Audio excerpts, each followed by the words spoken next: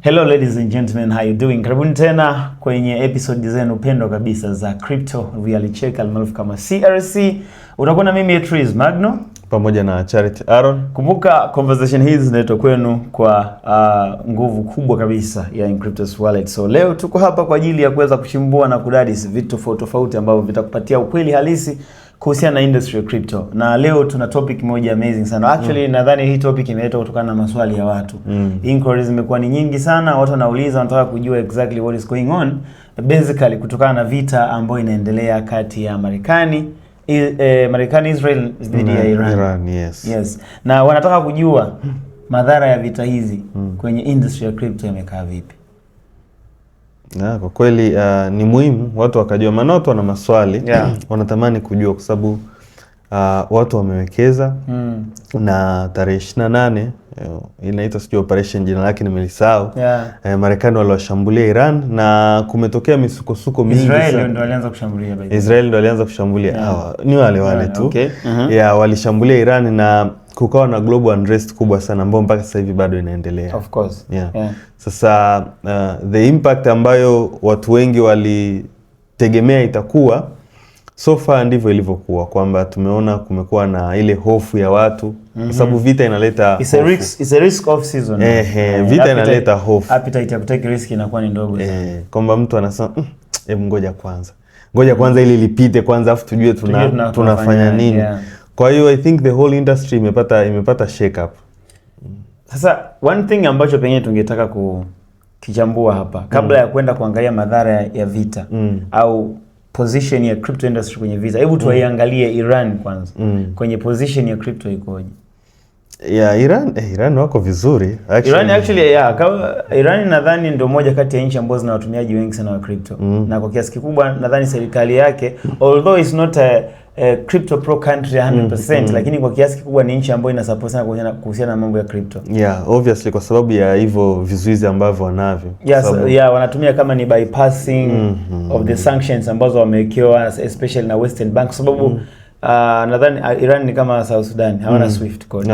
Yes, kwa hiyo banking system kwenye cross border payment kwao haiwezekani. Alafu pia pesa yao inakabiliwa na inflation kubwa sana. Kwa hiyo waliona the only option ya kuweza kuovercome hicho kitu ni kuadopt crypto. Na ndio maana ukiangalia mwaka jana wamekuwa na volume ya zaidi ya dola bilioni 7 mpaka 10 kwenye transaction. Na zaidi ya zaidi ya Iran actually zaidi ya milioni 11 mpaka 15 wanatumia crypto. Na exchange inaitwa nini?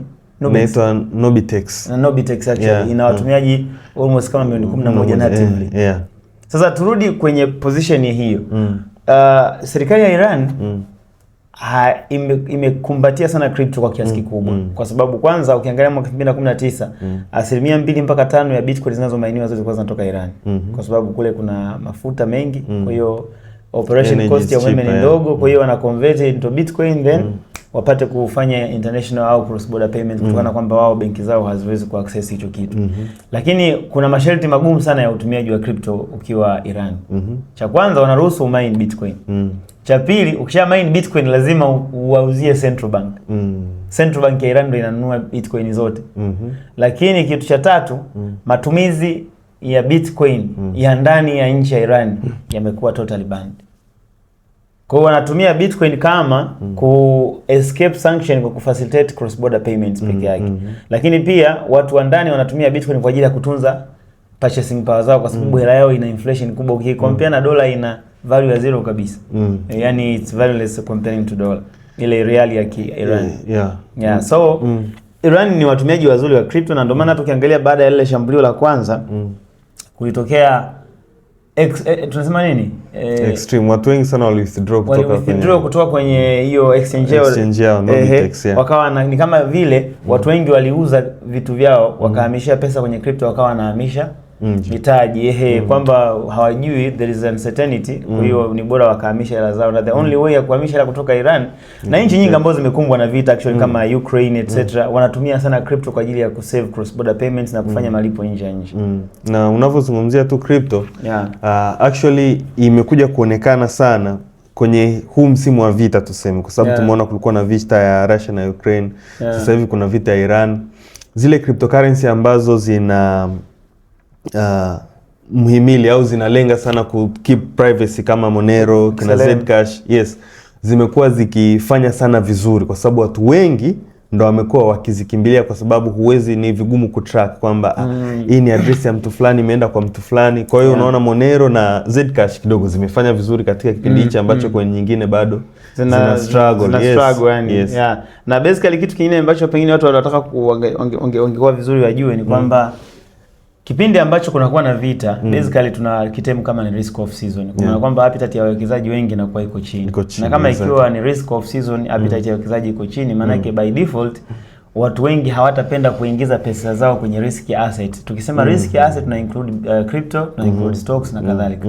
Kwa watu wengi wanakimbilia kwenye safe haven asset. Na kipindi cha vita vitu kama mafuta huwa vinakuwa vinahitajika sana, kwa mafuta lazima yapande bei, gold lazima zitapanda bei, kwa sababu hizo ndio kama safe haven assets. Lakini at the same time kipindi cha vita watu wanakuwa na deficit ya liquidity. Unaona sasa kutokana na deficit ya liquidity wao wanatafuta kitu ambacho kinauzika haraka. Bitcoin zina trade 24/7. Kwa hiyo unakuta mara nyingi sana ukitokea changamoto ya deficit ya liquidity unakuta watu wanauza haraka haraka crypto. Ndio maana ukiangalia Bitcoin siku ile ya vita kwanza tu ilishuka. Kwa sababu kulikuwa na demand ya liquidity. Lakini pia hizo altcoins zilipata depreciation kubwa sana kwa sababu mtu anaona ni bora keep Bitcoin, lakini hizi nyingine ambazo anakuwa yuko uncertain bora aziuze hizo apate liquidity kutoka kwenye hizo coin. Kwa hiyo at the end of the day unakuta katika circumstance kama hizo pia mabenki huwa yanakuwa yanaongeza interest rate. Wanaongeza interest rate kwa ajili ya kujaribu kucontrol inflation kwa sababu kama mkiwa mnakopesha pesa kirahisi alafu kule nje hazitumiki maana yake zinakuwa kama zinaoza. Kwa hiyo wanakuwa wanaongeza rate ili kupunguza mzunguko wa hela na kucontrol inflation kwa sababu kipindi hicho watu wengi wanakuwa hawahitaji kuwa na hela. Wanahitaji kuwa na assets zaidi kwa sababu hawawezi kuingiza hela kwenye mzunguko kutokana na hali halisi inakuwa iko na vita. Kwa hiyo circulation ya biashara inakuwa iko very poor. Lakini mimi kitu ambacho nimeshuhudia na hata watu walikuwa wanashangaa msimu huu basically institutions zimekuwa zikinunua sana Bitcoin huu msimu. Yaani kwamba watu wanavyo dump institutions nyingi zimekuwa especially kupitia zile ETFs zimekuwa zikinunua sana ETFs za Bitcoin. Ni strategy nao wamenunua tena? Sijafuatilia, lakini yani ni institution wide kwa sababu right now to them Bitcoin inauzwa kwa discount. Of course. Na ile shake ilivyotokea unaona within 24 hours unaona kuna recovery kubwa sana ikafanyika. Sasa kama situation ya vita inatokea and within 24 hours unaona kuna recovery, unajua kabisa hapa sio retail mindset kwa sababu retail mindset lazima wangeuza zaidi. Lakini inasemekana kwamba institutions are buying in. Alafu pia kulikuwa na hofu kwamba Iran ndo one of the major superpowers when it comes kwenye swala la energy, hasa mafuta. Lakini nadhani siku kadhaa zilizopita G7 zile the great 7 nations wamesema kwamba wataingiza I think ni zaidi ya barrels zile milioni 100 za mafuta. Na ile taarifa ilivyotoka naona kidogo bei ya mafuta kwenye soko ikastabilize, actually ilishuka kwa kiwango kubwa kwa sababu mafuta sio kwamba yatakuwa na shida. Ila kitu ambacho kilikuwa ni kikubwa zaidi ni kwamba kumeinuka au watu wameanza kuona kwamba ile fact kwamba crypto ni soko la masaa 24 it's an added advantage kwa sababu ile vita ilivyotangazwa kuna ETFs ambazo zipo kwenye hyperliquid especially za mafuta zilipanda by 5% kwamba tu vita imetangazwa 5% kabla hata global market haijafunguka ile ananili. Na nimepata taarifa kwamba sasa hivi the New York Stock Exchange wana mpango na wanatamani kwamba watengeneze a blockchain based system, exchange ambayo itaruhusu watu kutrade hisa 24/7. Na hata pia Nasdaq nao wamepeleka proposal kwamba wanatamani na wao soko lao at least litoke kuanzia ile saa 3 I think mpaka saa 11 liwe soko la masaa 23 kwa siku 5 za wiki. So I think hizi movement zikija kuintegrate with ile teknolojia ya blockchain inavyoleta evolution, tunaona kabisa kwamba vita hili cha kwamba italeta negative impact lakini imeinua watu macho kwamba kumbe there is an option. Na tunaona things are going to get better kwa sisi ambao tuna integrate na hii system ya blockchain nadhani. Definitely. Na nadhani ni kitu ambacho pengine watu lazima wajue kwamba kila kitu kina disadvantage na faida. Unaona sasa tukisema hii vita ukianzia vita ya Russia na Ukraine na hizi vita nyingine, unajua Waarabu wengi kwa kiasi kubwa ndio unakuta saizi wana mzunguko mkubwa sana wa crypto kutokana na sanction ambazo wanakuwa wanapewa na vita etc. Kwa hiyo vita zinaonesha kwamba okay, kumbe hata ukiwa controlled there is a way a global system cannot track you.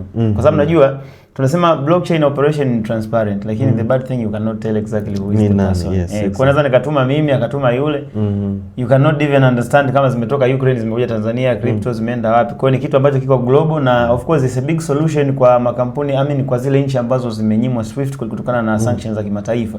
Na kwa sababu Swift codes zinakuwa controlled na Western banks, ndio? Exactly. Kwa hiyo hii crypto imeongeza imeongeza ile awareness kwamba these things are very crucial when it comes to the point kwamba you only have an access to internet on your phone.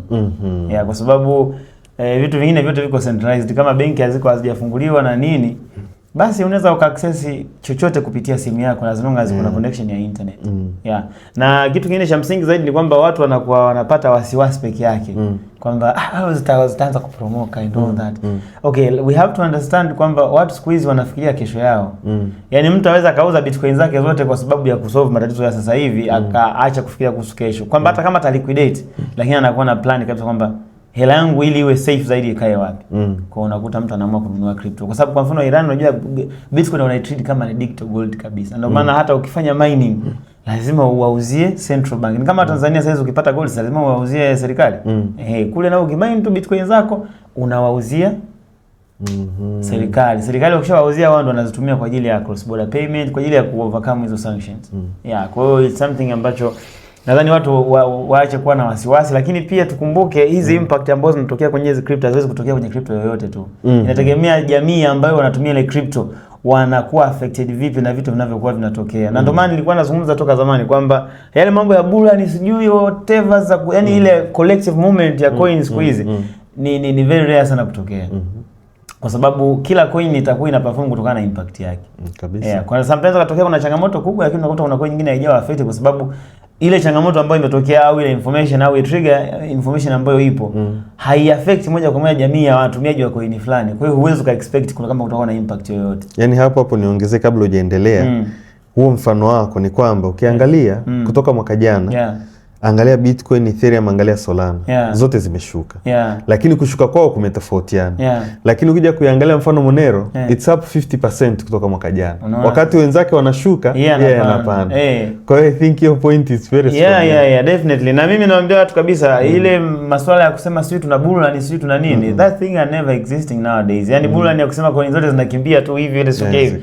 Hivyo vitu siku hizi havipo kabisa. Kwa hiyo tulisema tu tufanye clarification ya watu wajue circumstances kama hizi huwa zinakuwa zina impact gani, lakini you cannot say 100% kwamba zinakuwa na negative au positive impact, but zinafungua zaidi kuweza kujua stability au strength ya hii kwenye position hii inakuwa wapi, strength hii na hii kwenye position hii inakuwa wapi, ambapo sasa itakusaidia na wewe mwenyewe kuweza kujua for the future which one is going to be the best assets for you to have in your portfolio. Kabisa.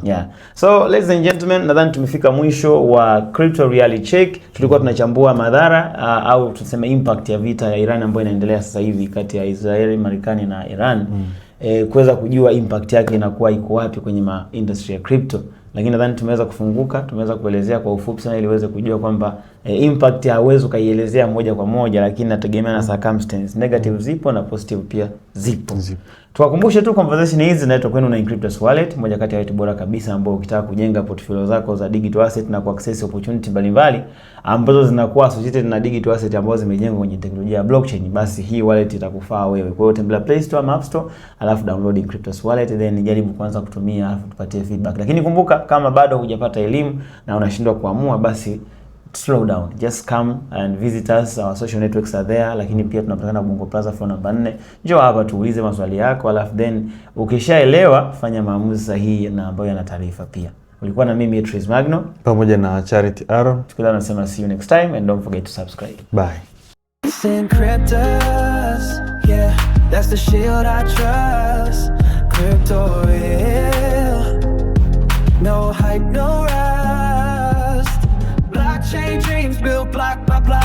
One wallet, one world, yeah, we breaking the lock. It's Inkryptus, powering the shift we need.